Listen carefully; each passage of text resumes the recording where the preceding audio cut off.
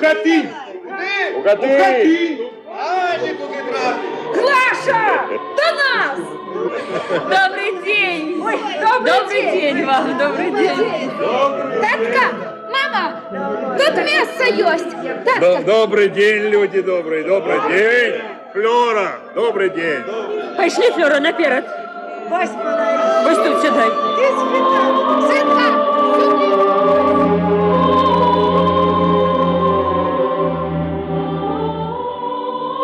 Касач. Гэты голос я пазнаў бы ў тысячы іншых.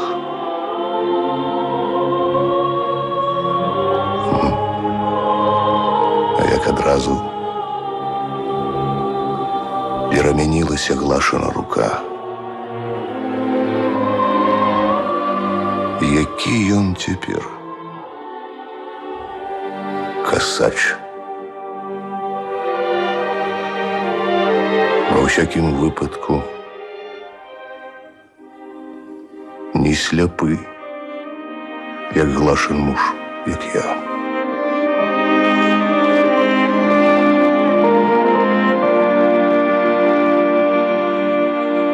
Касач тут побач, за спиной у меня.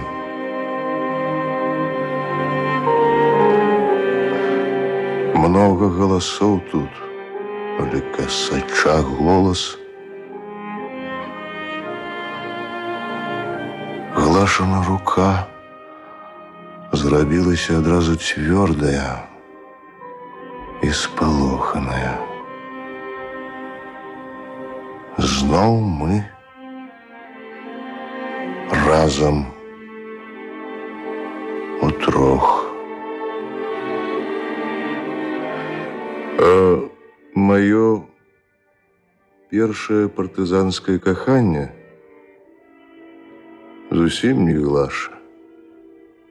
Глашу я пакахаў як бы водгукам ад яго, ад Касача.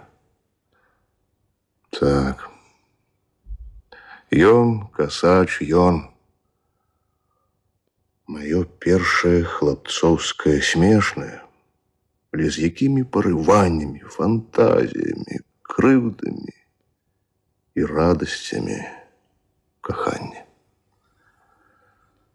Хацелася быць не толькі партызанам, а партызанам-касачоўцам. А да іх без зброі і не прасіся. І зброю я тады здабыў. А спосаб падказаў мне Кветька Верабіная смерць. Яму было 15. На 2 гады маладзей за мяне.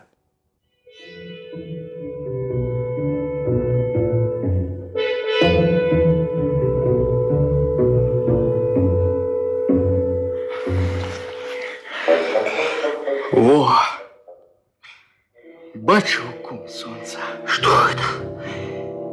Гранаты. Гранаты. А у меня тут яшчэ і не тое схавана.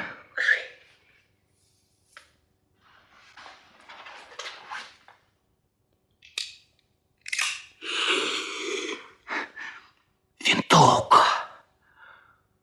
Одна у тебе. Будзе і табе. У іх тут гэтага добра много. А у кого? У кого у іх? У нябожчыкаў. Забітых у 41-м хавалі разом з іх зброяй.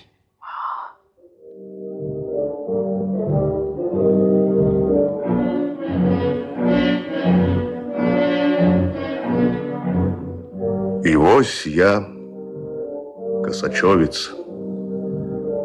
Дысцыпліна ў атрадзе амаль армейская. Гэтым касачоўцы ганарыліся перад суседзямі. А воевать весело лічылася абавязкам. Камандзіра ў атрадзе паважалі. І бадай пабойваліся. Але і пабойваліся таксама па-партызанску. Маўляў, так і трэба з намі, не хадзі такі-сякі, дзе не трэба, на прасткі.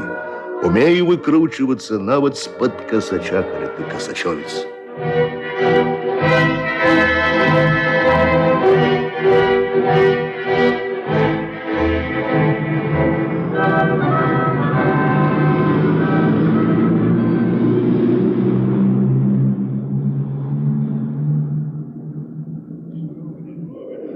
Касач сидить у меня за спиной.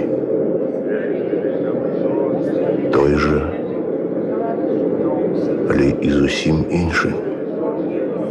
Врешті я не ведаю, які. Нечто свое, доброе и благое отдавали мы тады гэтаму человеку. Нечто наше ён нёс у сабе.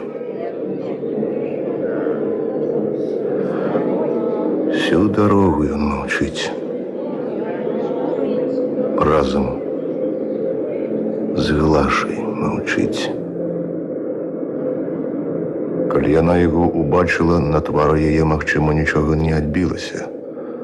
Тварам людзі вучацца валодаць, але рукі скажуць усё. На маім плечы была яе рука.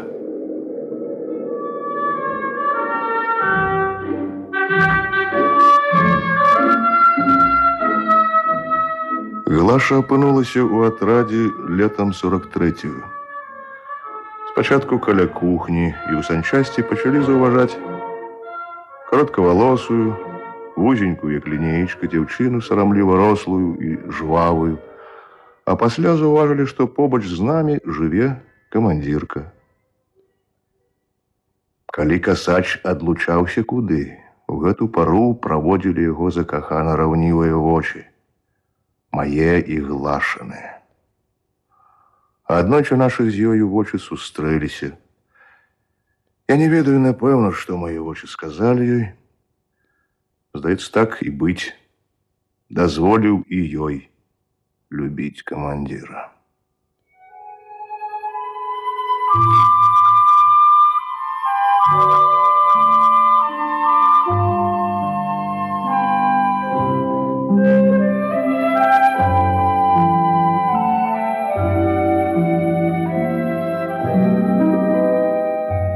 Гэтыя іскры, гэтыя жвавыя кропкі на чорным экране маёй слепаты.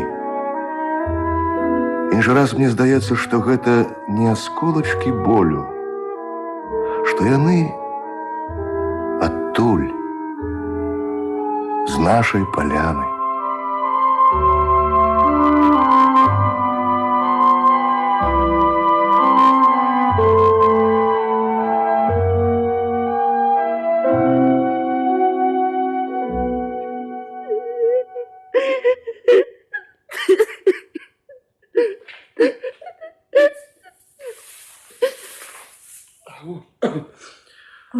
Гэта ты? Коня шукай. Завтра бой. Нешта сур'ёзнае, калі тачанкі пойдуць. Та добра, што сілу пакажам.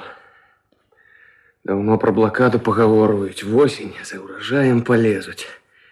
А наш атрад на самым выступе партызанскай зоны. Трэба пашырыць гэты выступ. А я не хожу на операции. Я ж командирка. Да ніхто нічога... Ну и можете целоваться со своим командиром. Вось. А у меня будет дитятка. Чё? Так. Вось. Хоть лопните все от злости. Ну и правильно. Правильно. Это вы здорово придумали. Война скончится, а у вас дитя. Здорово придумали. Дурень ты. Там так будешь мамой. А командир ён... Наш командир ён, конечно. И он, война як скончится, одразу... А что за имя у тебя? Флёра. Кветка. Значит, Кветка. Кветка? Кветка. Я читал календари. Ничто себе. Кветочка. Да. Слухай, Кветочка. А як ти знайшов гэтую поляну? Як знайшов? Ну тяжко хіба.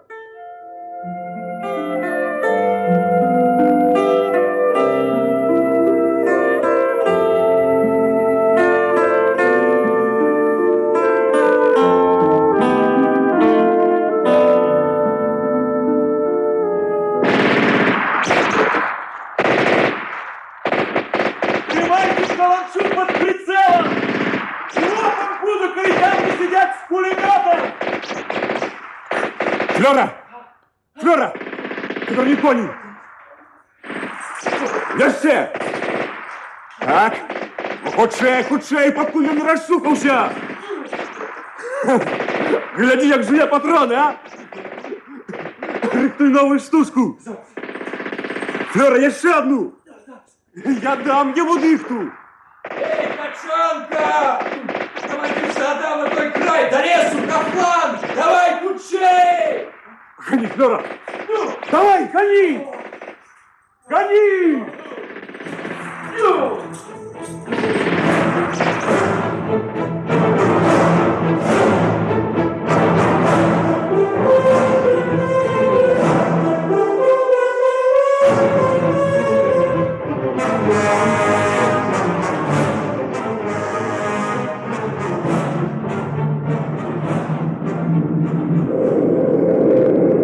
Той, хто быў хоць аднойчы паранены ці кантужаны, ужо не ранейшы чалавек. Ён ужо адчуў, як гэта будзе. Да гэтага толькі ведаў, што смяротны. А цяпер адчуў. Па-першае, усе пачынаюць цябе заўважаць і любіць. А по-другое, смяротны – это дарослы, роўны ўсім. Адразу наблізіцца да іх дарослых – это варта бессмерця. Да ўсіх. Да Глашы. Калі мяне прывезлі глухога, вялага ад шуму ў галаве і млоснасці, Глаша подбегла до моего воза. Гэта хто? Хто? Таксама забіты? Не ранены. Боже мой, Флёра! Гэта ты! Ты гэта ранены! Ранены, Флёра! Поцеловала мяне. І, здаецца, толькі потым зразумела, што мяне пацалавала, засмяялася і цёплымі пальцамі дакранулася да месца, якое пацалавала, даруючы яго мне. Флёра. Праз 3 дні я ўжо хадзіў па лагеры. Нашто ляжаць, калі столькі добрых, ласкавых усмешак можаш сабраць. Хадзіў і збіраў, як грыбы. Але я шукаў Глашу.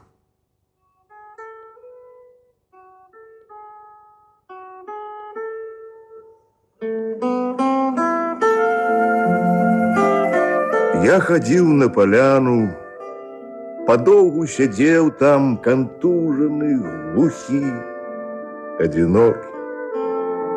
Я ўжо не чуў сухога дажджу конікаў і толькі глядзеў на іх безгучныя чырвоныя ўспышкі.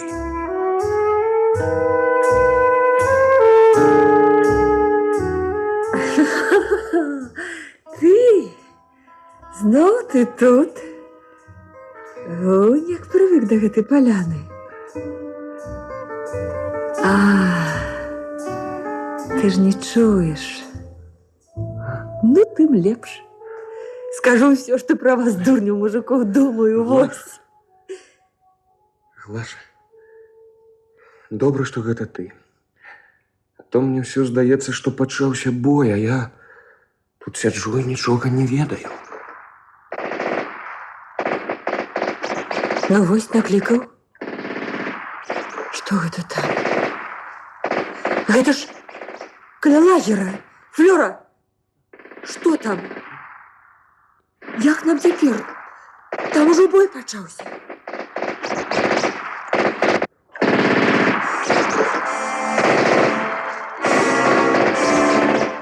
Бой усюды. Наперадзе збоку, наўкруг, Флёра.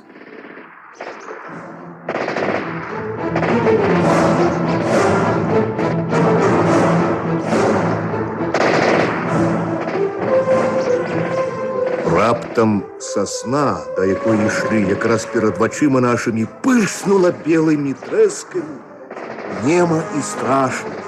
быццам знутры ўзваліўся. Глаша ўжо упала, і мяне за крысо пінжака цягне да зямлі. Лежачы глядзіць на мяне, вочы вялікія, беззабаронна сінія, галаву прыўзняла, вось-вось таксама ўзарвецца. Не белым, як сасна, а чырвоным. Флёра, цішэй. Глядзі. Achtung, ganz vorsichtig. Ich weiß. Sei ruhig. Vorwärts. Немцы прайшлі зусім блізка ад сухой елкі, за якой мы і ляжалі. Нават патрон у маёй вінтоўцы варухнуўся. Здалося, такі гэта быў момант.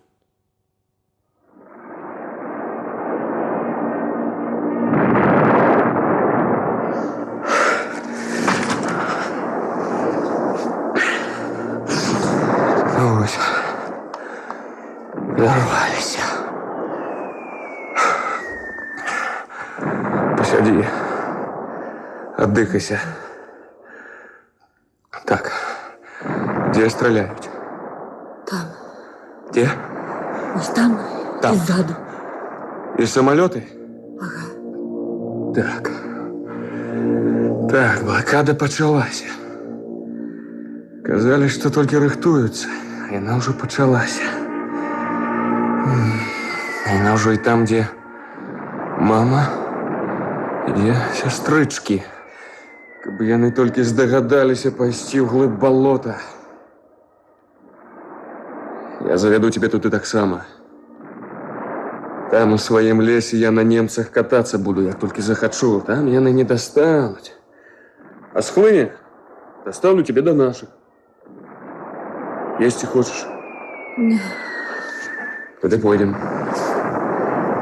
Не забывай показывать, где стреляют.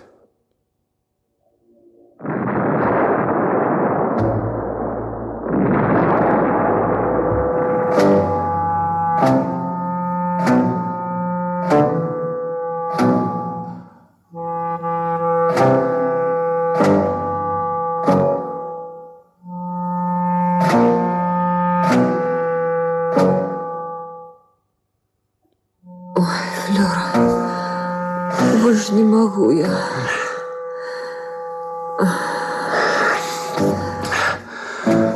Да и я стомился. Сядь.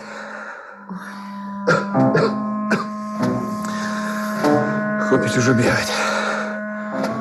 Так, постоишь, беда нагонить. А побежишь, напрысься на її. Зараз я нарихтую лапнику.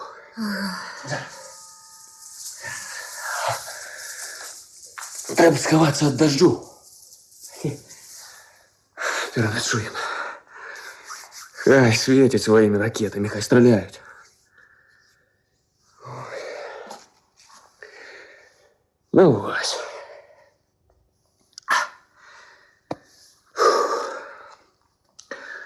Ну не сиди ты такая, Глаша. Ну не бойся. Да не бойся. С косачом нашим нічого не здариться. Нічого. Я вже ведаєш який.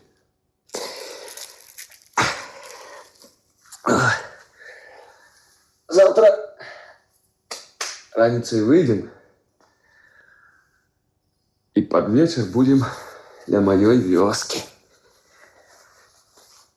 Иди сюда. Ну, паузи.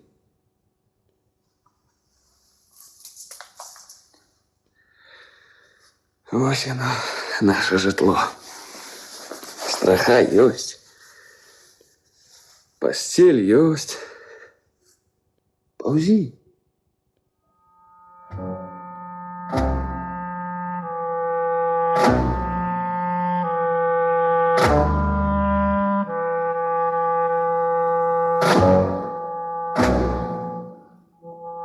Завтра мы будем на месте. Я сховаю тебе на острове. Потом мы знайдем своих отрад. Косач умеет быть строгим. затятым. А затое, калі скажа, бяжы, рабі, і от кожны з радасцю бяжыць і выконвае. Я цябе разумею. Чаму ты да яго? Я і сам.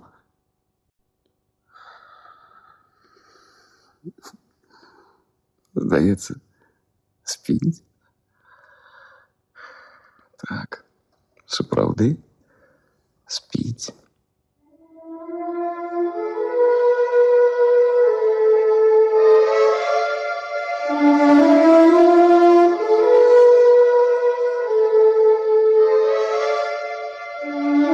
Вось яны, мае белыя пяскі. Ад раптоўнай пустаты, што адкрылася, вёска здаецца вялікай. Мы падыходзілі да таго месца, дзе была наша хата. Глаша паціху накіравалася да печы. А я ўсё не заходжу ў расчыненыя весніцы. Хто? Чыя рука іх расчыніла?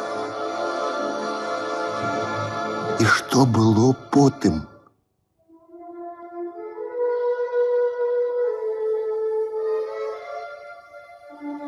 Ад глашаных ног застаюцца барвовыя, гарачыя сляды. Зачапіла вуголле ботам, коротко узляцеў рой іскраў. Глаша нахілілася, разглядае нешта. Я кідаюся туды ад весніц і палохаюся свайго імпэту. О, я ведаю, што гэта такое белае вуголле.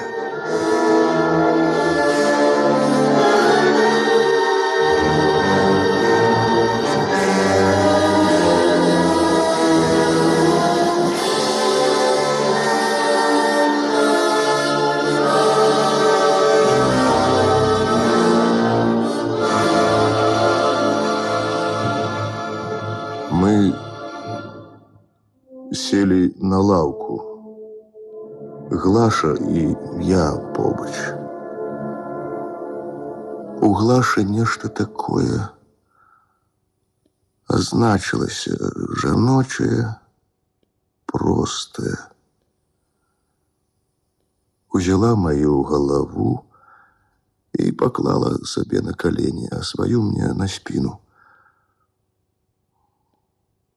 Потым я зусім лёг на доўгую лаўку, і не было дзіўна ці сорамна, што яна сядзіць, а мая галава ў яе на каленях, як не дзіўна і не сорамна параненаму. Час ад часу я расплюшчваю вочы,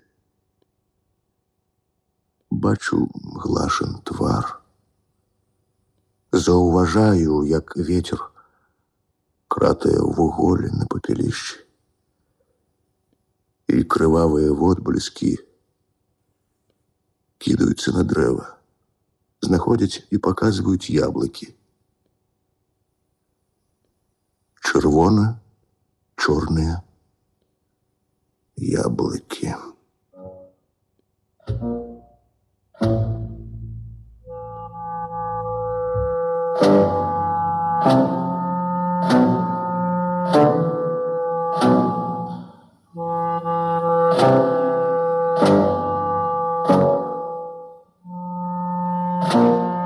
Мы ўжо каля першага зялёнага вострава, зарослага густым алешнікам. Прайсці на астравы можна толькі праз багну, праз балота. А ў балоце цэлы статак засмактаных багнай каравячых тушаў. Раз па грудзі, але я ўжо стаю. Глаша, роспачна глядзіць на мяне, паказваючы, каб ішоў на бераг да яе. Але тут жа сама, нібы паклікаў, хто ідзе, сунецца да мяне, працягваю руку. І гэта з ёю бывае, вось так і на паляне тады пайшла да касача, як у сне. Я не варушуся. Баюся, што страчу апору, што напалохаю Глашу, ці сам спалохаюся канчаткова. Калі я выпаўзу назад на бераг, ніякая сіла не прымусіць мяне лезці ў гэты смурод. Глаша ўсё узнімае рукі над гразёю, гідлівая, засцярожліва. Спачатку боты, потым спадніца, што зверху штаноў патанулі ў гразі, чорная твань засмактала Глашаны калені, падцягнуты жывот. Чарната ўзнімаецца па шэрым світары да спалоханых яе грудзей. Глаша сціскае іх локцямі, трымаючы рукі перад тварам. Я кінуўся да яе, і якраз у час.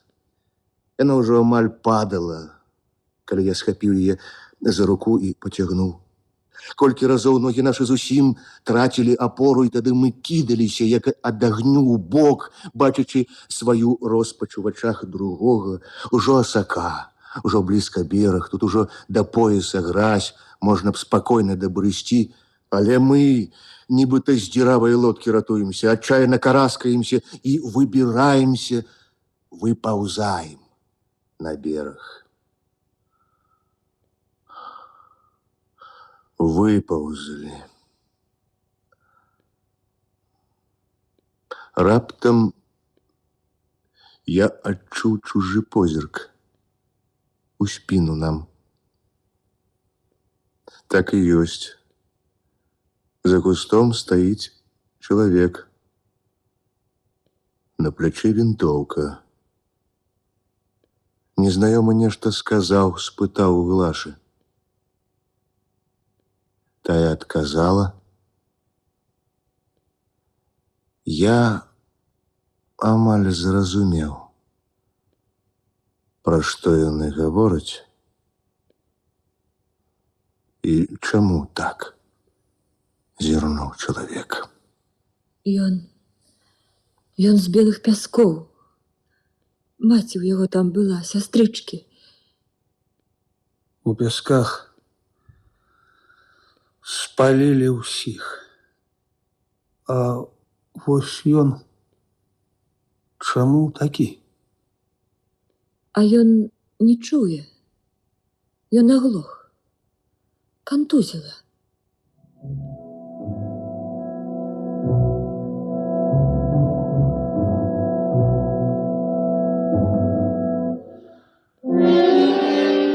На другім востраве нас ужо чакаюць. Хто такі? Белых пяскоў ён. Гайшун, можа, чулі пра такога? Гайшун. Таксама ж з белых пяскоў, у которой ляжыць. Абгарэў, которая спалены. Хто? Юстын? Юстын? Што гэта? Хто сказаў Юстын? Глаша, я чую, Глаша! Дзе ён, гэты Юстын? Дзе ён?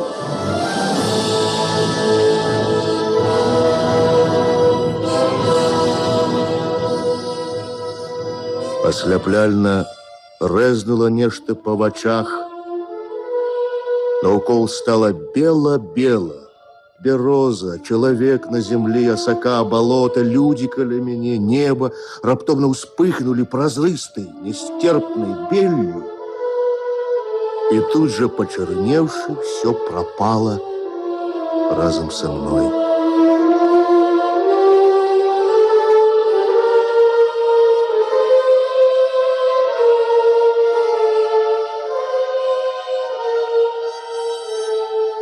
Што гэта? Ніяк не разумею. Трызненне гэта ці ўсё, што я помню, было трызненнем. Але не, ўсё было все осталося.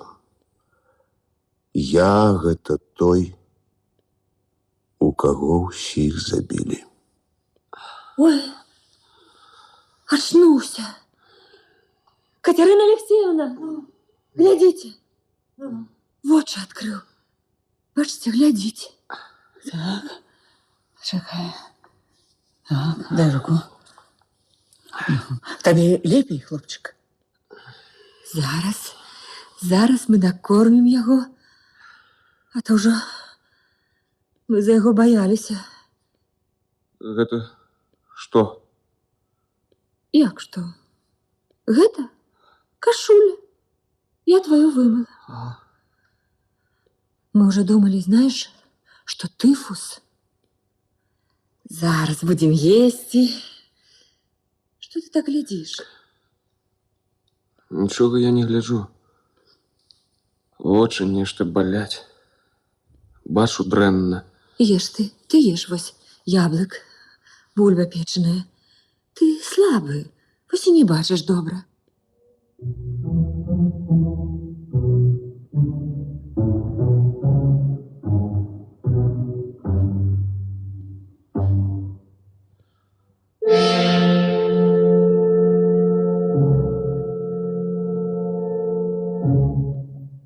Ну, як, ачуняў, хлопец? Ну, вось і добра. Пойдзеш з намі? Не. Вядома, не сёння. Адпачні, а то праз багну не пролезеш.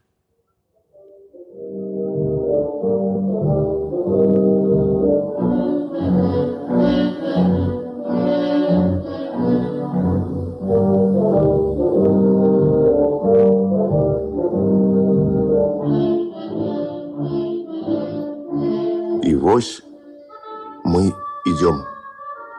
Идем четверо. Рубеж, командир группы Глеб Васильевич, Скороход и я. Идем далеко, до черта в зубы. Трэба хоть некие запасы зарабіць раненых и жанчын на острове вунь колькі. Мы идем насустрач пожарам и стралянине.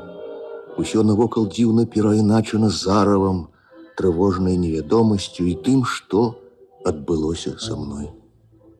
Со мной, у кого усіх забили, спалили.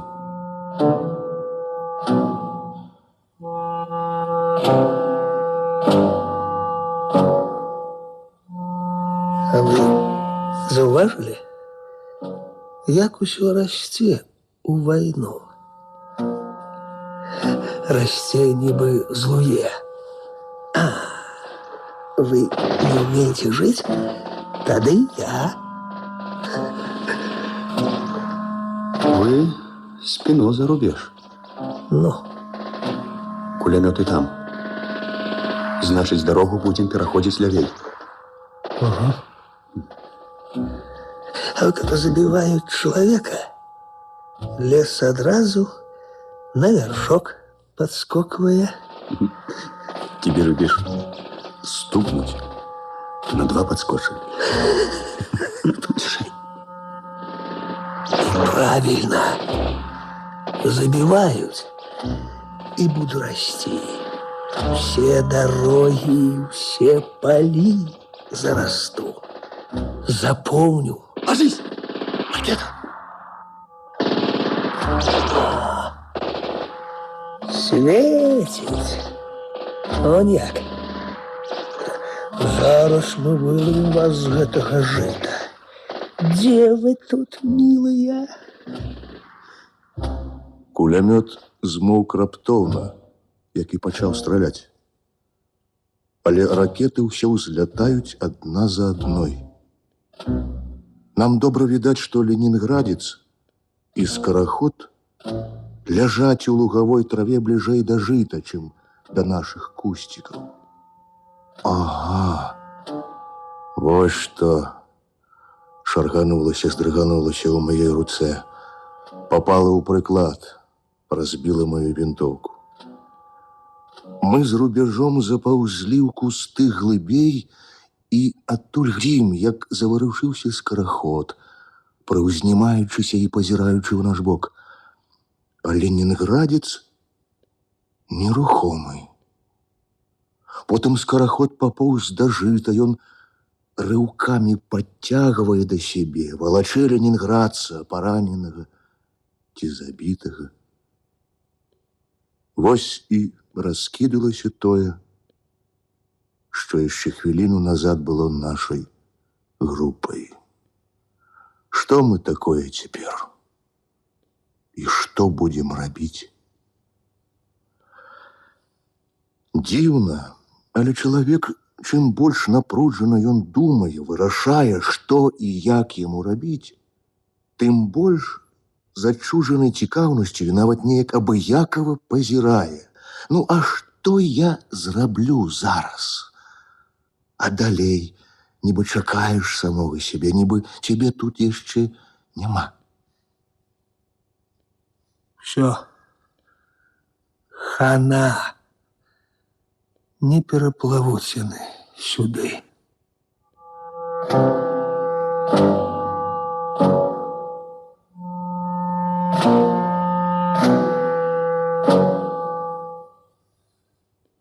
Калі ракета падае, зямля нібы прыўзнімаецца ёй насустрач.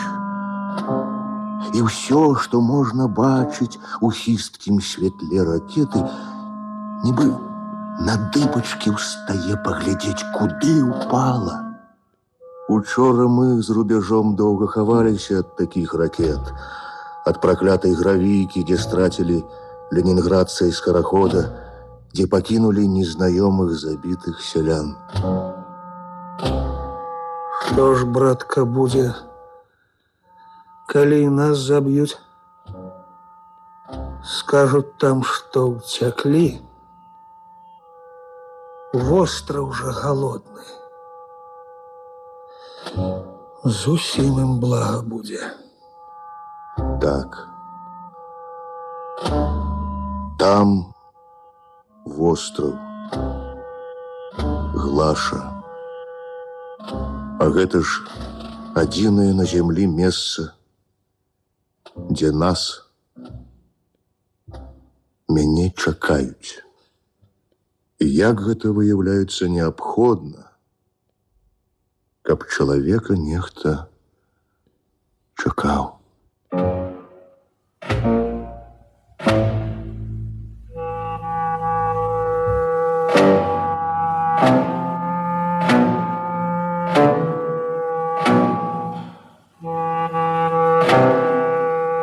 Што ж застаецца? Будем паўсці.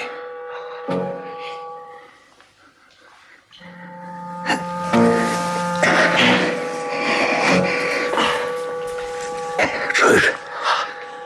Уяўляю, які вэрхал у гарнізоне ўздымаць, калі пачуюць нас.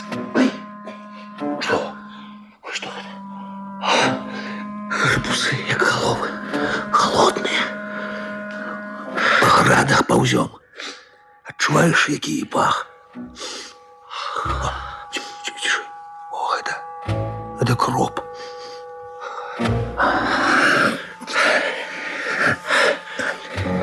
Ціха. Вунь ужо хата.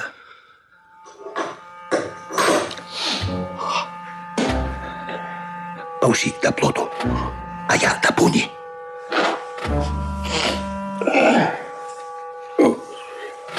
Дядя. Дядя. Подойди. Гэта хто?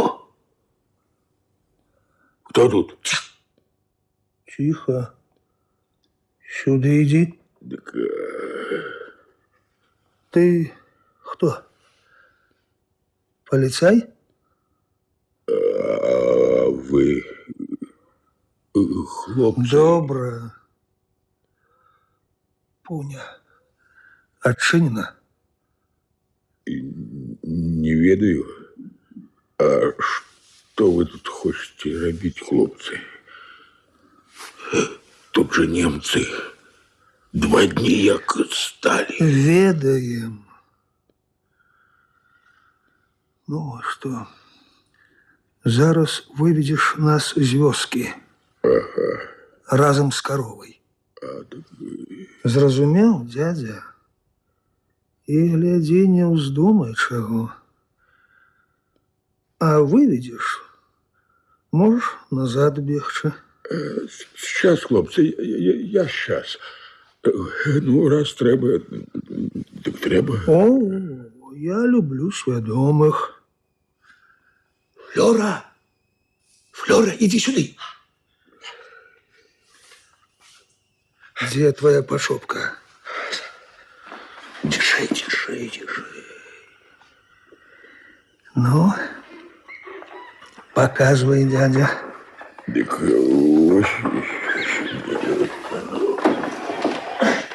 Так, Тихо, рыпливые у тебя тут двери. так, Змазвать треба.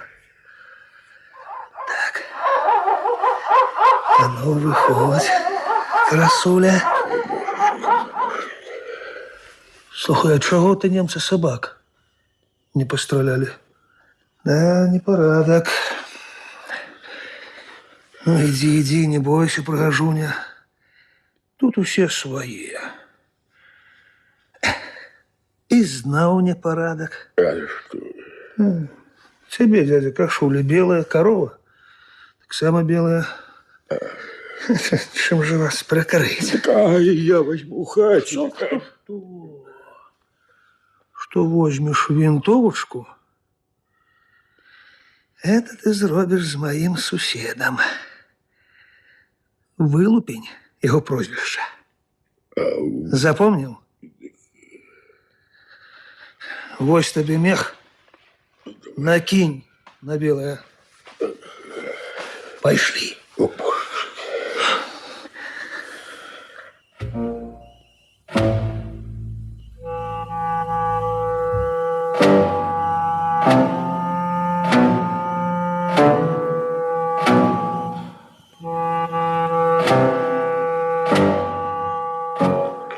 Так, добро. А теперь, господар, ты за роги веди. А мы давай под баки.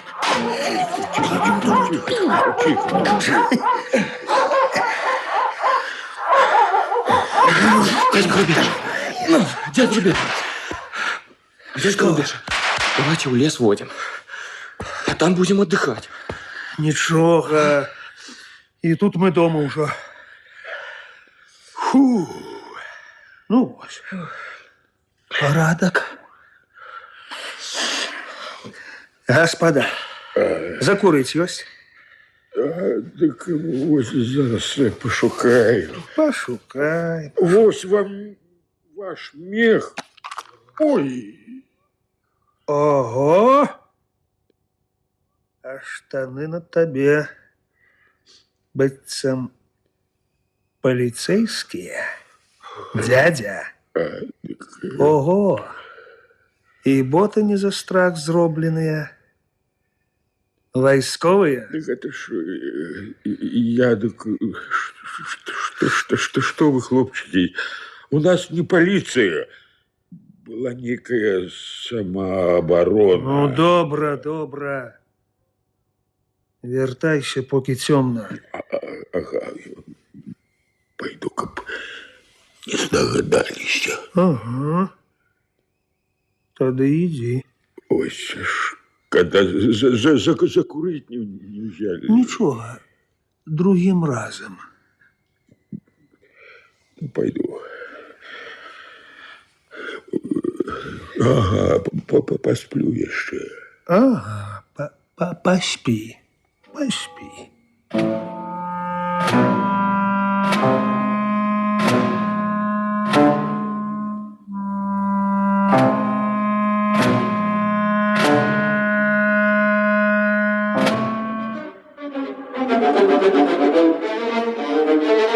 Теперь, хлопче, хутчэй.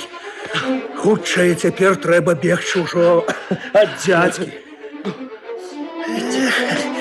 Подгоняй. Не шкадуй. Вот ничем не будет. Слухай, все-таки занадто полицейские на им штаны. Того чекай, приведи погоню. И все же вертаемся и не с пустыми руками. Ага. Ну, что я... Глядишь на нас, коровка, добрыми вашими. Вось вымя, молочко. Што ж вам яшчэ вылупнем ад мяне трэба? Эх, зараз, милая, зараз. Рубеж пачынае нешта шукаць у сваёй світцы і дастае расціснутую бяростовую шклянку. На сагнутых нагах, як бы не могучы выпрастаць калені, ён не падыходзіць, а падкатываецца танцам да каравячага вымені. Паўмельску абгладжвае набухлае вымя, цыркае сабе на далонь, мые каравячыя цыцкі, выцірае далонь аб калена і доіць. Зацурголівае ў берасцяную шклянку, як сапраўдная гаспадыня. Ну, як атрымліваецца, Я господыня. А где ты учишься? не твоя доросла справа. На, пі. Ну, пі яшчэ. Слухай, сопьемся мы с тобой. Мы по чарзе каўтаем цёплы, пенны, халадком ранішнім прапахлы напітак. І сапраўды галасы, словы, нашы смех набіраюць і гучнасці, безадказнасці, як у п'яных. Ой. Ну, дядька Рубежка. Слухай, а дзе цяпер наш дядька? Дядька? Як думаешь, малы, а? А я не ведаю. А може спіць? А? Ну, добра, хлопча. Пабяжым, а то разбаляваліся не да часу.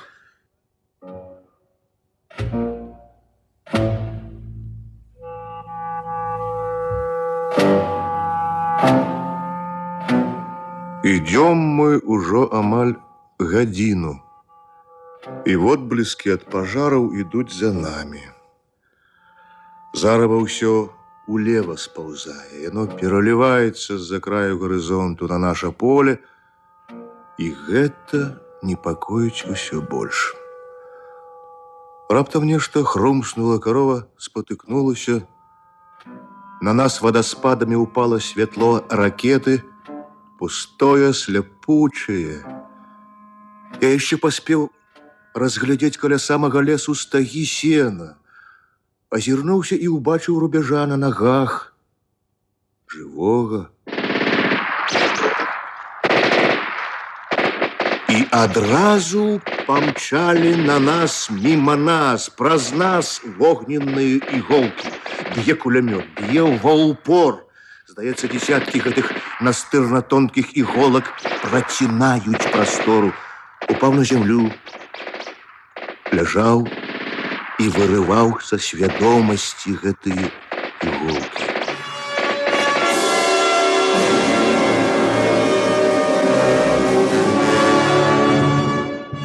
Скончылася раптоўна, як і пачалося.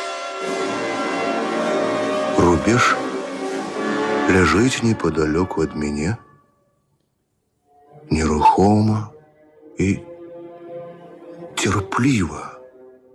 Я папоўз да яго, і толькі калі быў зусім побач, падумаў благое. Рука моя кранулася рубяжовай галавы, валасоў неспадзявана мяккіх і теплых. Рубеж пакінуў мяне аднаго.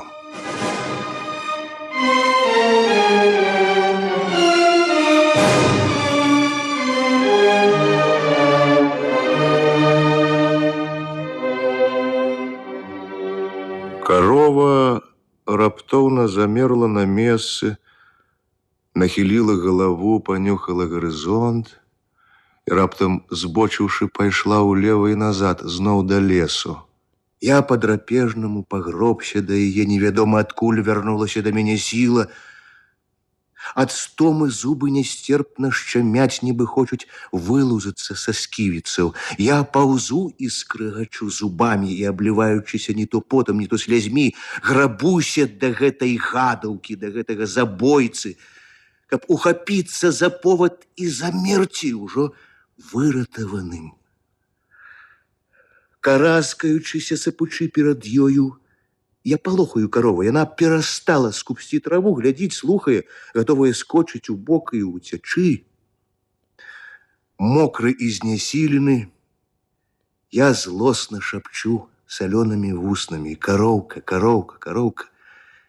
І яшчэ чамусьці кось, кось, кось. Я цягнуся да повада, быццам ён мяне з прадоння выцягне, толькі б ухапіцца. Карова, трохі прывыкнуўшы да мяне, зноў жуе.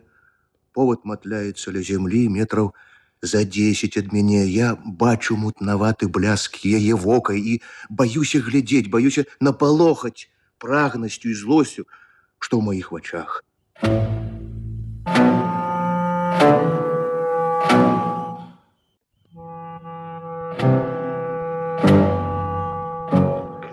Так, добра.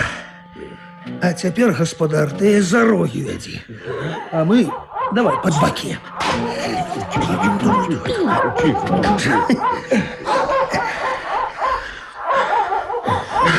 Дядя Грубеш! Дядя Грубеш! Дядя Грубеш, давайте в лес водим. А там будем отдыхать. Нічога. І тут мы дома ўжо. Фу. Ну вось. Парадак. Гаспадар, закурыць ёсць? Так вось зараз пашукаю. Пашукай. Вось вам ваш мех. Ой. Ого! А штаны на табе быццам паліцэйскія. Дядя. Ого! І боты не за страх зробленыя. Вайсковыя? Так это ж я так... Что вы, хлопчики? У нас не полиция. Была некая самооборона. Ну, добра, добра. Вертайся, поки цёмна. Ага. Пойду-ка не здогадалися. Ага. Тады ідзі. Ось ж, когда закурить не взяли. Нічога, другим разом. Ну, пойду. Ага, посплю яшчэ. Ага, паспі. А цяпер, хлопча, хутчэй.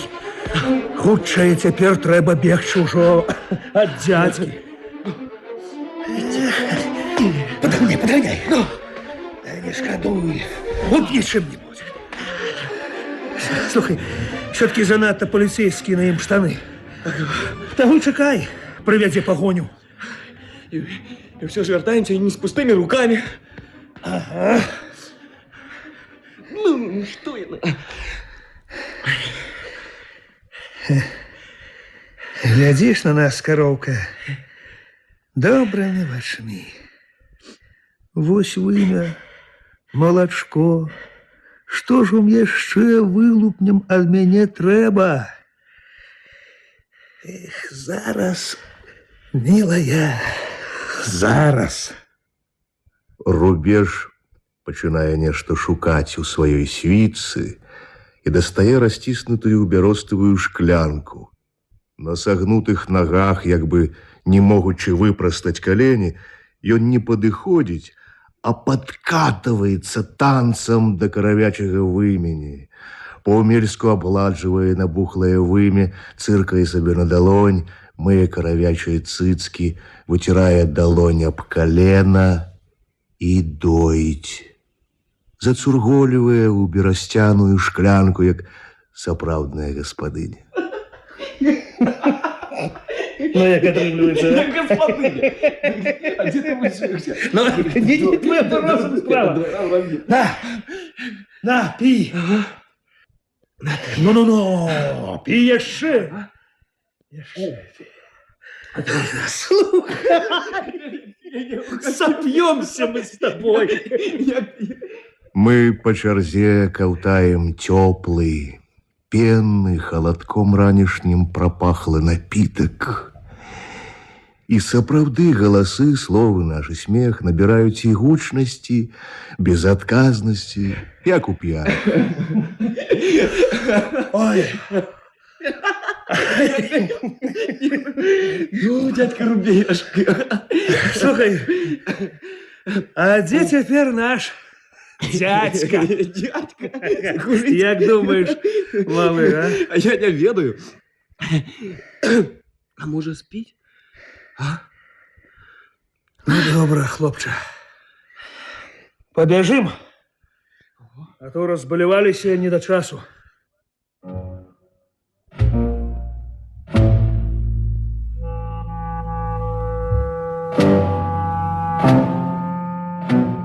Идем мы уже амаль гадзіну, и водблески от пожаров идут за нами. Зараба ўсё улево сползае, яно пераліваецца з-за краю горизонту на наше поле, и гэта непакоіць усё больш. Раптам нешта хрумснула, корова спотыкнулася, на нас водоспадами упало святло ракеты, пустое, сляпучее. Я еще поспел разглядеть каля самага лесу стагі сена, азірнуўся і ўбачыў рубяжа на ногах, живого. И адразу помчали на нас, мимо нас, праз нас огненные иголки. Б'е кулемет, б'е ва упор. Здаецца, десятки гэтых настырна-тонкіх іголак працінаюць прастору. Упаў на зямлю, ляжаў і вырываў са свядомасці гэтыя іголкі.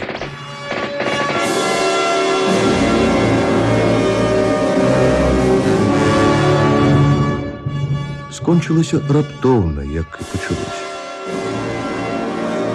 Рубеж ляжыць неподалеку ад мяне, нерухома і цярпліва. Я папоўз да яго, і толькі калі быў зусім побач, падумаў благое. Рука моя кранулася рубяжовай галавы, валасоў неспадзявана мяккіх і теплых. Рубеж покинул меня одного.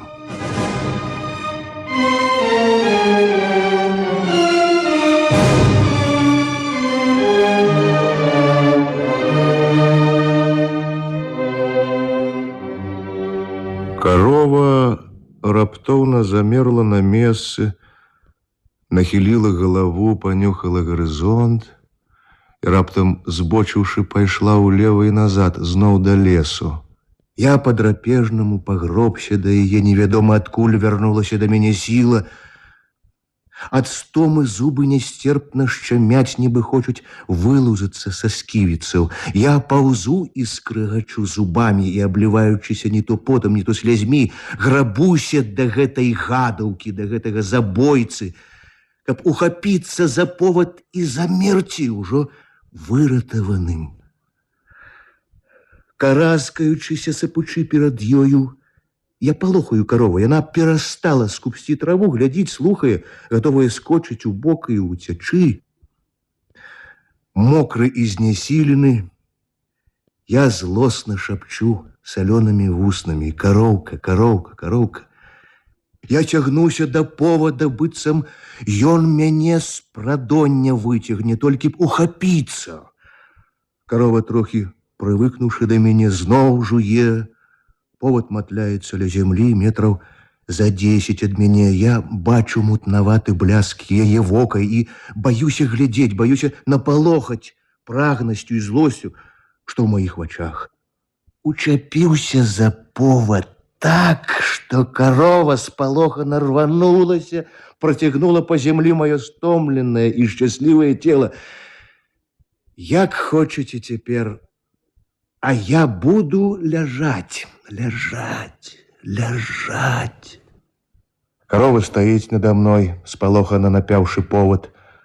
У пуклявым воку яе чорна пераліваецца далёкае зарава. Раптам яно кругла успыхнула, каровіна вока бліснула. Ракета, шчоўкнуўшы, павісла над тым месцам, дзе застаўся рубеж, другая ў наш бок. І тут жа тонкі вогненны струмень. Колькі куль, хлюпнуўшы, упіліся ў каравячае цела. Яно нібы ікнула, вялікае і неўклюднае, глытнуўшы іх. Я таргануўся да яе, на дапамогу. Быццам яшчэ мог нешта зрабіць, паправіць. Карова таксама падалася да мяне і упала. Наўраз аслаблыя пераднія ногі. Шырока і да вусцішнасці па-чалавечы яна хістала галавой з боку ў бок, потым асунулася на зямлю і замерла. Пуклявае круглае вока забірае з сабой далёкае зарыва. Яно пераліваецца, мігціць у цёмнай глыбіні. Але вока ўжо мёртвае.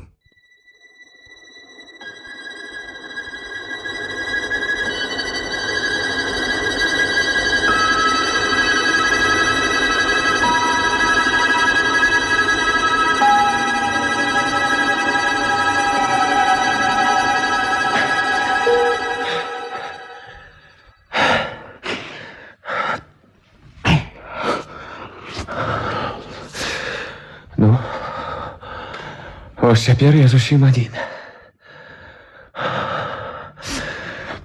А што падумаюць там, на востраве? Скажуць, што я ўцёк? Што я ўцёк ад параненых? Ад дзяцей?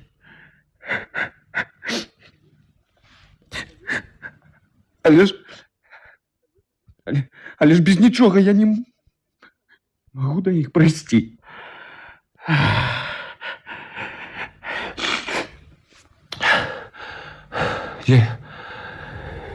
Дзе гэта я? Так. Здаецца, вёска. Вёска. Ага.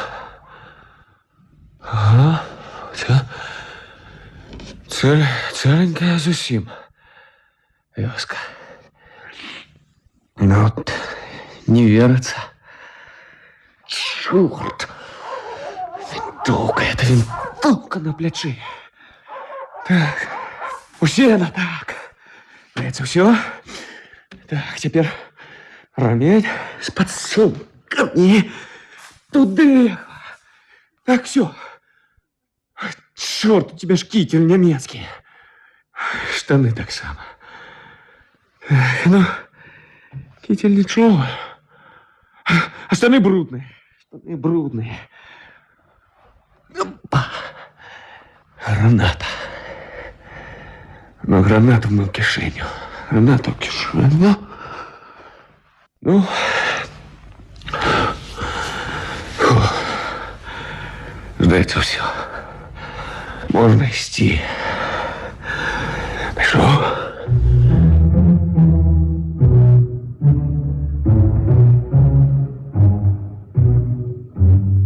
Добрый день, дядька.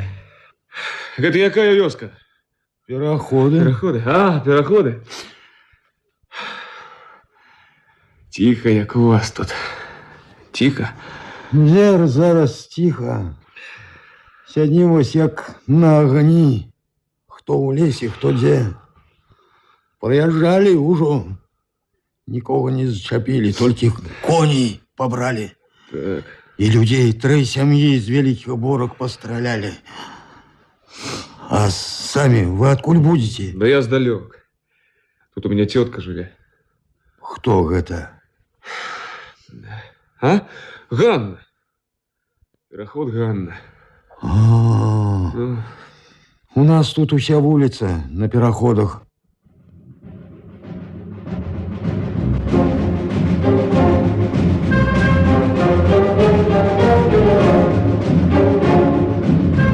Там, где засталася трохствольная бяроза, где схаваў вінтоўку, туман пацямнеў, заварушыўся, і з яго сталі вылеплівацца фігуры людзей.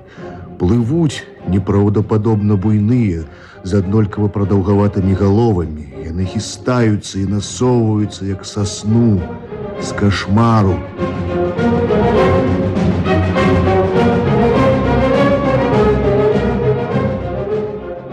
Я кинулся на землю, потом ускочил на ноги, пошел до хлева, не побег, а пошел. Я иду в свою вёску. Мы с дядьком идем у свою вёску. Я усяго жыхар вёски Пераходы. Немцы! Ай, попались. Тут за хлевом скляпы. Хіба туды? Ай, гэта ж так попастись. Откуда они взялись?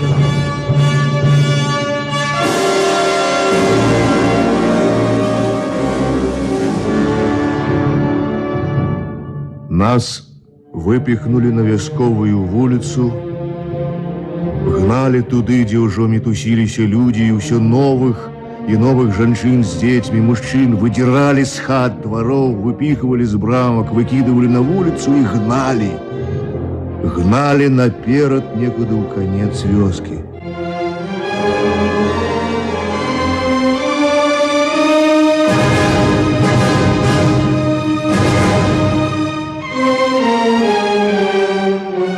Нас выпихнули на вясковую улицу, мяне са старой і жанчыну ў ружовай кофце, у якой не хапала рук, каб сабраць, трымаць каля сябе малых.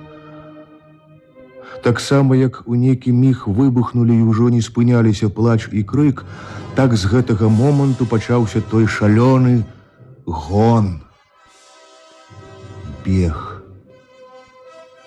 Нас выгналі на вуліцу, дзе ўжо мітусіліся людзі, все новых и новых жанчын с детьми, мужчин выдирали с хат, с дворов, выпихивали с брамок, выкидывали на улицу и гнали.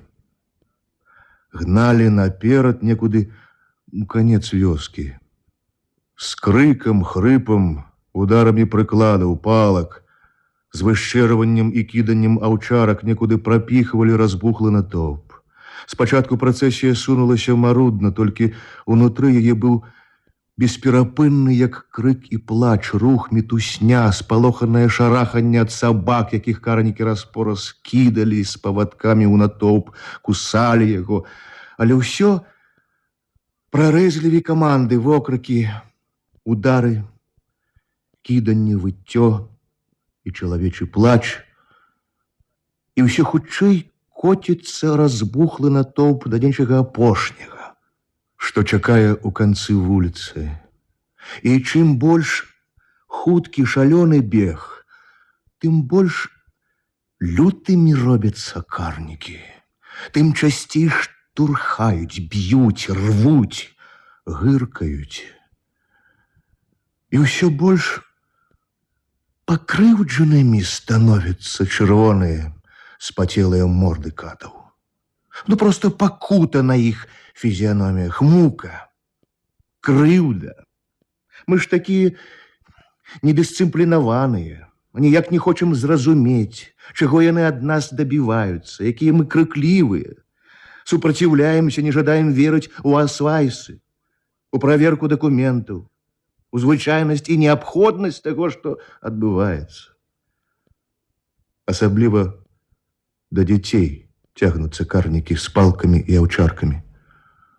А калі хлопчык гадоў 10 з-пад рук маці кінуўся у жыта, немец аж застагнаў ад крыўды і пусціў аўчарку. Жанчына кінулася за ім, а на яе наскочыў другі. О, якім гняўлівым ён быў, як пакрыўдзіўся за непарадак, у якой пакуці скрывіўся яго твар. Збоку хлява топяцца немцы у афіцэрскіх фуражках, стаяць машыны, матацыклы і два станковыя кулямёты, нацэленыя на свіран. Каля расчыненых варот нас чакае калідор з аўчарак і карнікаў. Жывая, звілістая кішка з карнікаў і аўчарак стала заглытываць натоўп і перапіхваць да чорнай адтуліны расчыненых варот порцыямі па 5, па 10 чалавек. Нехта з карнікаў, якія штурхаюць, б'юць нас у спіну па локцях, па галовах, выкрыквае: «Падрыхтуйце дакументы, пашпарты, метракі, школьныя даведкі, падрыхтуйце дакументы».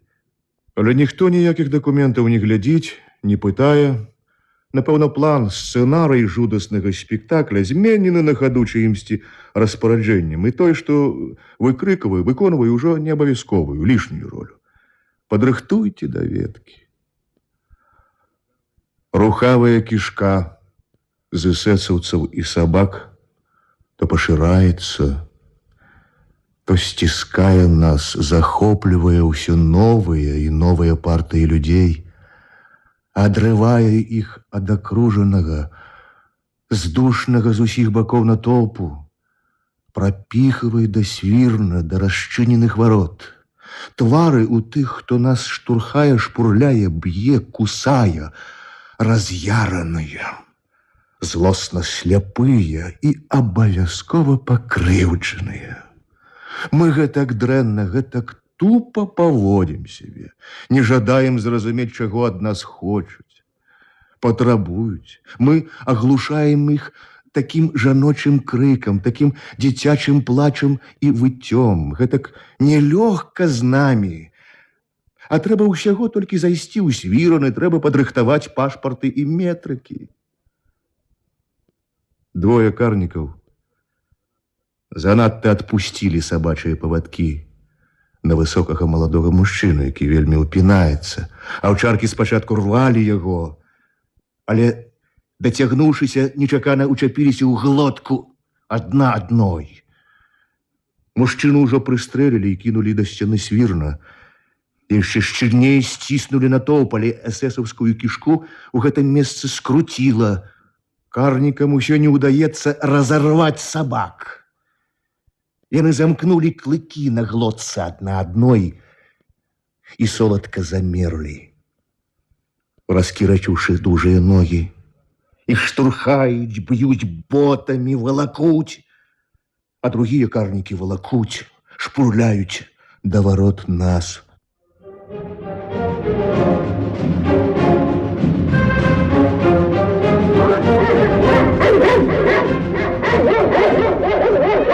Натоўп, сціснуты, звязаны, абматаны шарэнгамі змеямі салдатаў з аўчаркамі, звіваўся ў жаху, адчаі, гневе. А воддаль застылі непраўдападобныя спакойныя фігуры афіцэраў у высокіх фуражках.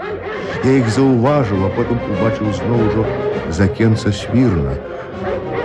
У гэтага немагчыма халоднага, пільнага спакою быў свой цэнтр. І гэта быў мой самы галоўны вораг. Але яго я разглядзеў, вылучыў пазней. Калі людзей усё-ткі пазапіхвалі, пазакідвалі ў свіран, і нас глынула злавесная цемра, я апынуўся каля самых дзвярэй. Іх зачынілі і зараз забівалі глухімі, як на могілках, ударамі. І я зноў з упартасцю вар'ята стаў шукаць, у чым яшчэ можа быць выратаванне, апошні шанец. Гэта было ва мне звыклае, партызанскае, але я быў часткай і таго, што крычала і рвалася, кідалася пад высокай страхой свірна, скрэсленай, парэзанай вузкімі палоскамі сонечнага святла. Значыць, у той дзень і нават у тыя гадзіны, хвіліны ярка і шырока свяціла сонца. Сонечныя палосы, слупы святла, якія падаюць зверху, дымяцца пылам, і ўжо дзіцячыя крыкі па ўсім свірні. Мамка, дым, ой, запалілі, мамка, гэта будзе балюча, мамка, гэта будзе балюча.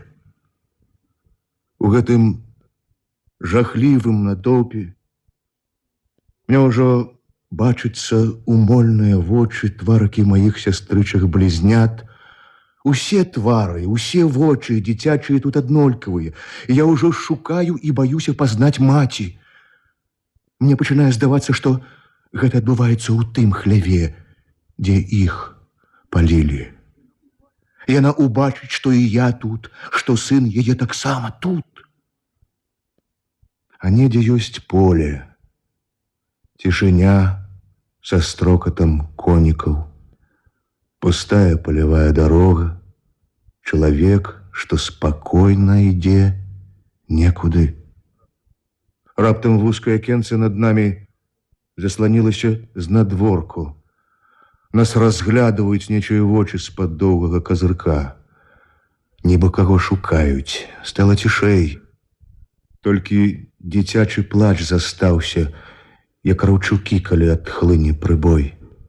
«Без детей выходь!» — загучаў голас з акцэнтам. «Можна, хто без детей? Сюды вось у акно! Детей трэба пакінуць!» Стала зусім ціха. Але ў гэтай цішыні зрушыўся з месца свет, як, напэўна, непрыкметна зрушвалася, нахілялася вось планеты перад абледзяненнем. Жанчыны першыя зразумелі сэнс сказанага. Такога чалавечага стогну я не чуў за ўвесь той жудасны дзень. Я прасунуў у дзірку адну нагу, асядлаў сцяну, сагнуў галаву, праціснуў плячо. Мяне схапілі і адкінулі ад хлява гэтак жа злосна і рэзка, як перад гэтым шпурлялі ў дзверы. Піхнулі яшчэ і яшчэ раз. Я апынуўся каля самых машын. І тут я зблізку убачыў яго, галоўнага свайго ворага, лысы, паголены да бляску. Ён адзін сярод афіцэраў з непакрытай галавой, у залатых акулярах, назірае за ўсім нібы збоку. Ён падобны на ўрача ці чыноўніка, апранутага у ваеннае. Магчыма, я таму адразу стаў глядзець на яго, што на яго плячы круціцца доўгі, як у пацука, і тоўсты хвост. Грымаснічае невялікая малпа з круглымі белымі плямамі вакол вачэй. Ён яе ласкава дастае, пагладжвае рукой. Вочы нашы сустрэліся, мае, яго, малпы. Ён разглядвае мяне цікаўна, так мне здалося. У малпы выгляд быццам засмучоны. Нешта адбываецца зразумелае людзям у фуражках, людзям у касках і асабліва брытагаловаму. Ён спакойна, дапытліва глядзіць на тое, што адбываецца, але сам больш заняты малпай. Чакае, калі з чужога пляча вернецца да яго, пагладжвае яе, торгае за хвост. Зноў выкінулі ў дзірку хлопчыка. На гэты раз брытагаловы зморшчыўся, як ад непрыемнасці, зробленай асабіста яму. І адразу абурана завылі людзі з аўчаркамі, да іх падбег афіцэр. Хлопчык вырываўся з салдацкіх рук, якія лавілі яго і не неслі, а перакідывалі назад да акенца дзіркі. Жанчына, напэўна, яго маці, спяшае вылезці сюды. Яна ціснецца ў дзірку, а сама глядзіць на хлопчыка, дзе ён, што з ім. Але яго ўжо прыцягнулі пад другое акенца і пхнуць назад у свіран. Жанчына хоча таксама назад у свіран вярнуцца, але яе пхнуць адтуль рукі, думаючы, што памагаюць ёй. Упала на дол, а хлопчык ужо знік у чорнай дзірцы. Жанчына ўскочыла на ногі, подбегла да яе, цёмная, вялізная ад жаху і пакуты. Яе схапілі і павалаклі, стрэлілі і шпурнулі пад сцяну на салому. Брытагаловы з грымасай незадаволення і гідлівасці рушыў да адкрытай легкавой машыны. Зараз я бачыў яго старэчую сутулую спіну, па якой кідаўся, матляўся, як маятнік, тоўсты доўгі хвост. Гэта быў знак канчаць. Маладзенькі афіцэр падбег да свірна. Немцы, што ляжалі за кулямётамі, падрыхтаваліся. Шарэнга харнікаў адступіла ад сцен свірна. Выбухнула ад саломы па сцяне, як крыкнула полымя. Яна ударыла па вачах, як тады, там, на востраве. Але я ўсё гляджу, як з акенцаў выкідваюць дзяцей, і яны падаюць проста ў агонь.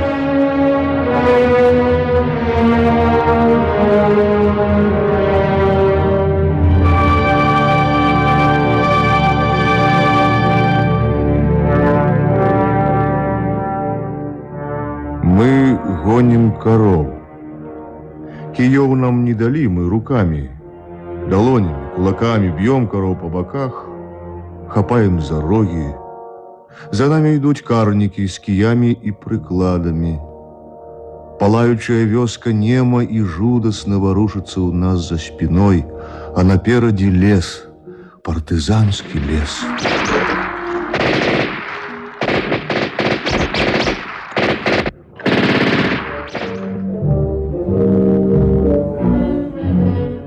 Я ляжу не на зямлі, а на нечым высокім.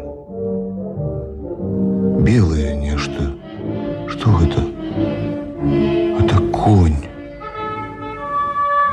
Я на колесах. И некие люди.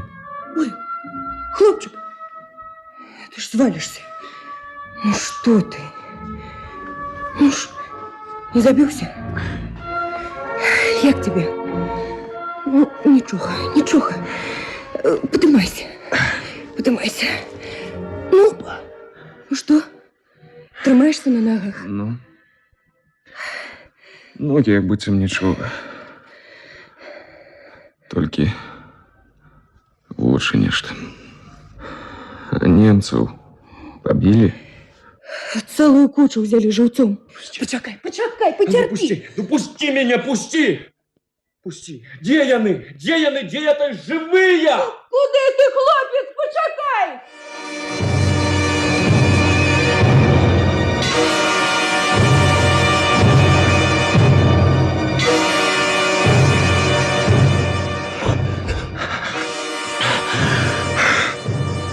Вось вы дзе. Сядзіце цяпер. Ах, ціха сядзіце. А там рус, швайн, бандыты, шнель, цырю, хлюкс. Гэта яны палілі. Гэта яны. А вось гэты, вот ну што з малпай, гэта ён, гэта галоўны гіпні, гэта ён там у пераходах, гэта ён. Гайшун! Наш Гайшун, что с тобой? Гайшун! Откуда ты появился? Гайшун! Успокойся, Гайшун! Товарищ командир. Я? Товарищ командир. Значит так, яны на острове, там пораненные, товарищ командир. Мы с рубежом ходили на господарскую операцию. Яны його забили. Из карахода забили. Гайшун, Флора, ти не хвалюйся. Скажи мені, як ти тут опинився? Гайшун, Так, значит... ну погляди на меня. Чего, что у тебя с очима? Остров, товарищ командир, остров. Туди можна пройти. Ось праз гэта ось якраз болото можна пройти. Там Глаша. Якая Глаша? Глаша? Як яна туди трапила? Дик ти атуль? Ти бив там з ёй? Я быў з ёй. Бой як пачаўся, товарищ командир. Я быў на поляне, я коня шукаў, і раптам Глаша. Я Глашу сустрэў. Ну, в лагерь не могли пробиться, Якина Глаша, Якина там. Отсюль праз болото можно пройти до островов, товарищ командир. Не хоть гэта и далеко, але можно пройти. Спокойно. Что страшно было? Там пораненные дети. Успокойся. Мы пришли вчетверок к пьяные кури. Успокойся. Страшно было там, у переходов.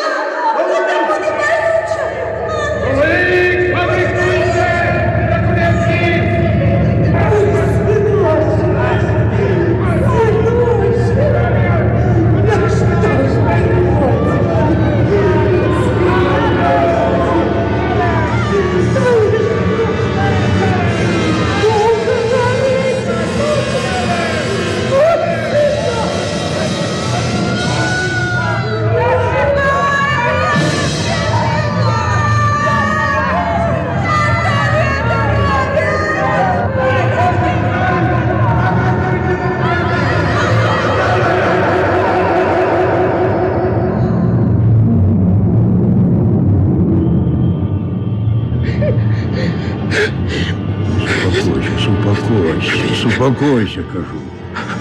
Все. Ах, и треба ж было мне их послухать. Упросили, уговорили не чапать карников у вёсцы, каб людей яны не спалили. Разумеешь? Сами ж переходы и дядька, и племенники пришли просить.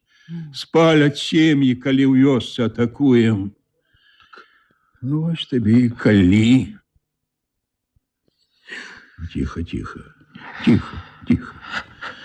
Тихо. Ты разумеешь, гэта ж у іх ужо вар'яцтва, не иначе. Не просто забить, не, обовязково живцом спалить, заморозить, голодом заморить. А брат таки придумали, те что? Ніводному небу не приносили таких ахвярок, приносят зараз земным идолам. Якому-небудь вусатому ефрейтору. Я гэтага змопаю.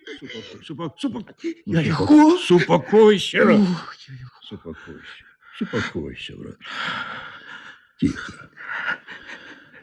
Тебе полили, а меня в 41-м вымораживали.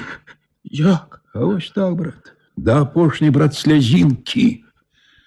Земля, як железо, голое поле, обгородженное колючкой, а посярод сгорелая цегляная коробка, былый цегляный заводик, ті что, побитые печи, ямы. И нас шмат тысяч лежать кто где скорчанел, у ямах, у мерзлых печках, по 2, по 3 кучами. А кто еще мог ползать, пошились в цегляную коробку. Набились аж доверху, разумеешь? Ну, кто под низом, той согревся, а кто согревся, той уже задыхнулся. У жывых, як і ў мёртвых, ледяныя бароды ад апошняга дыхання. І апошняя сляза таксама ледяная.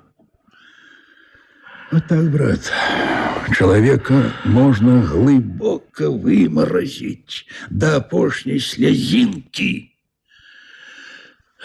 Можно, брат.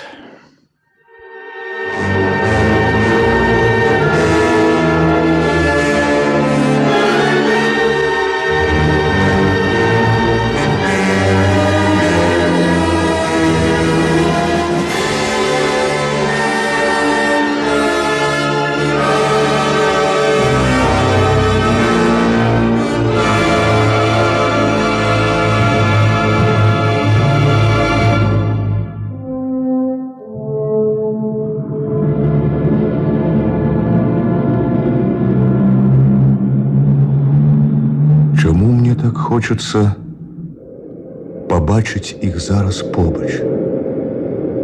Глашу и Косача. У чым я хочу пераканацца? Што нічога не мінаецца ў жанчын? І наогул нічога. Я ж гэта па сабе ведаю. Он як усё давно адмерлае, адсохлае адчуваеш. Пачынае балець. Глаша. Глаша, ты ж сама мяне знайшла тады, у 53-м.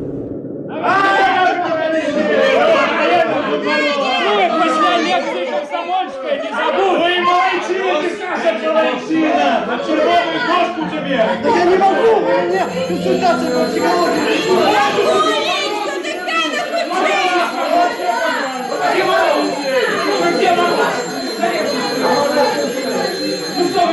Боже! Флёра! Флёра! Лёша, это ты! Флёра! Глаша! А я... Ну, добре, успокойся, Глашенька. Флёра, пробачь, я не думала, Сказали ж, что ты ў шпіталі, что памёр. Як сказаў Твен, навіна гэта была перабольшаннем. Боже, неужо гэта ты? Глаша, у мяне зараз лекцыя, а пасля яе я чакаю цябе ў дэканаце. Так, вядома, абавязкова, так.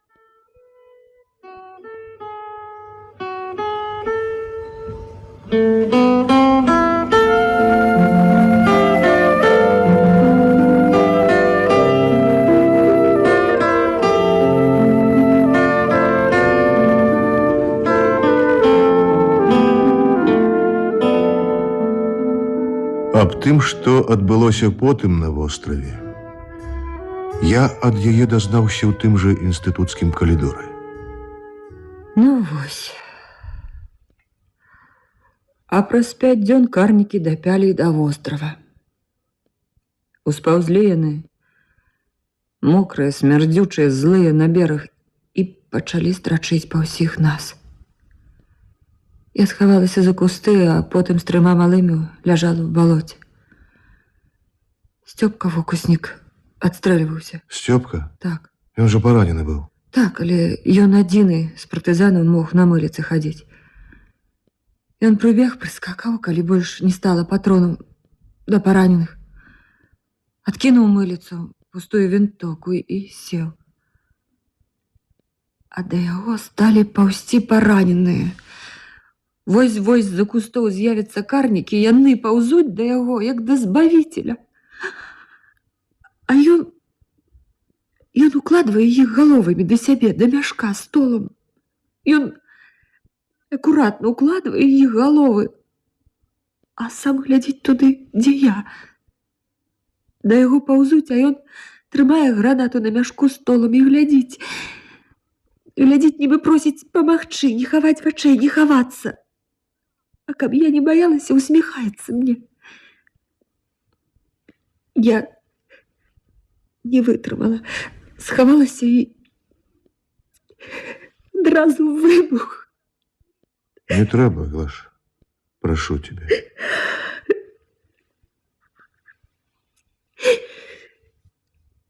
Потым Леденцы цягнулі нас праз востраў. Гналі ўсіх, каго не забілі я. Я яшчэ раз убачыла месца, дзе былі параненыя.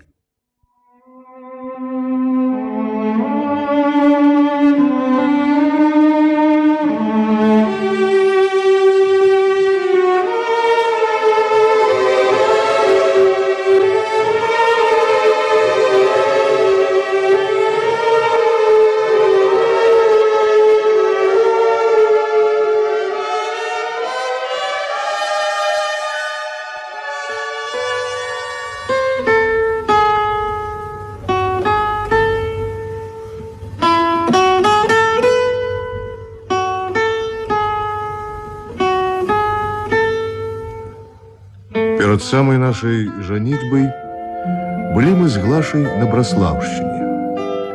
Поехали на озера. Ты посиди каля воды, Глаша, я зараз, я только палатку уладкую. Пачакай. Сядь сюды. Ну, сел. Что ты такая? Табе цяжка са мной, Флёр. Что ты выдумляешь? Маё мінулае, мае слёзы, мае ўспаміны, гэта ўсё касачы. Табе нядобра, я знаю. Гэта не твоё, гэта ўсё наше. Наше, маё таксама. А ты ведаеш, што я любіла зусім не касача, а цябе. Але ты са сваёй дурной закаханасцю ў камандзіра і сваёй перакананасцю, што я магу любіць... Глаша. Не перапыняй, так. Глаша, навошта ты Ты зноў? лічыў, што я магу любіць толькі яго, толькі такога. Так. А потым у 46-м мы з ім сустрэліся. І, разумееш,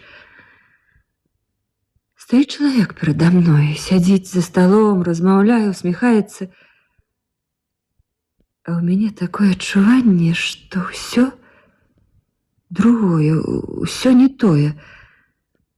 Ну, уяўляеш, была ноч, і чалавеку здавалася адно. А тут раптам дзень. Светла. Я не магу гэта растлумачыць. Ну, не ён. Не ён і ўсё. Глаша, милая. Глаша, не трэба. Я ж не пытаю нічога. Уцякла я тады. Сказала, што мама хворая, і уцякла. Жила толькі ўспамінамі пра нашу з табой палянку. Размежнага Флёру Гайшуна, які раптам памёр у невядомым шпіталі.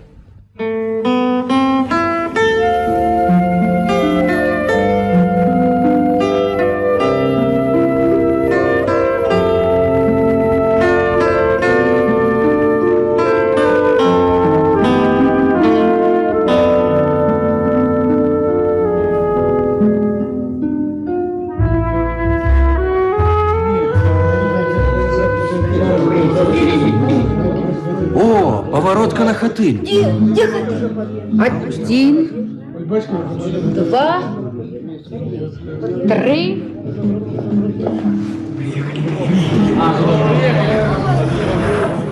Приехали, татка. Татка, тут приступки. Ага. Мама? А гэта магільныя пліты? Не, гэта проста дорожка. Мама, а гэты стары жывы застаўся? Так. Гэты сярожа. У гэтага старога, што узняў, трымае забітага хлопчыка, далонь. Пальцы расстрэлены. Адкуль ты ведаеш, татка? Ведаю. Бачыў не адзін раз пасля вайны, амаль ва ўсіх, каго расстрэльвалі разам з дзецьмі, і хто выпадкова застаўся жывы. Рука знявечана, тая, якая закрывала, прыціскала да зямлі галоўку дзіцяці. Чалавек упаў побач з забітымі, паспеў паваліцца з жывым дзіцем.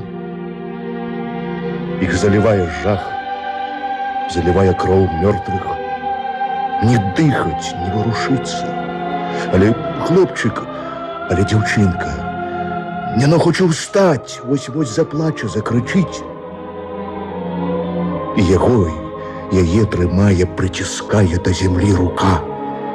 Маці ці бацькі просіць, моліць, маўчаць, не клікаць на сябе смерць. А смерць падышла ўжо, глядзіць у патыліцу, цэліцца. Страляе у галоўку дзіцяці і ў руку, якая абараняе, хавае цёплую, як летняя зямля, галоўку. Сонца казыча павекі, стараецца іх незакрытыя раскрыць. Калісьці я любіў глядзець на сонца заплюшчанымі вачамі, праз жывую расплаўленую чырвань павек. Ісці ціханька насупраць сонца і глядзець на сонца, афарбаванае маёй жывой крывёю і быццам ад крыві маёй цёплае. Цяпер мае павекі чорныя, і толькі іскры болю паласуюць чорныя, заўсёды гарачае неба.